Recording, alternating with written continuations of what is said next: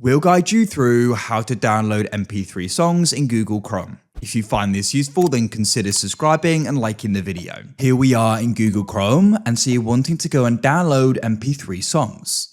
Now there are different sites you can do it with. In this guide, we're guiding you through two of my favorite sites. These are legit and they're legal. So we're going to guide you through them. So the first site you can go and use is called Pixabay. You can go and type it in like so, come to pixabay.com.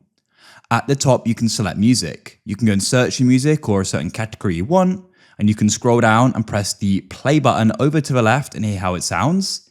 If you like it, you can go over to the right and find the download button, and it will download. We'll guide you finding it in a moment. Another site you could use is called NCS Music. Like so, you can search for it, come to ncs.io. Here you can go and check out the usage policy. So depending on what you want to use it for, it may vary in the credit you made to give. You can go and search genres at the top, go and click on one you like, press the play icon to the left, see the sharing policies over here, and then when you want, you can go and press download track. Now when you've gone and downloaded what you want, you can go and open your file explorer, press downloads to the left, and here they are.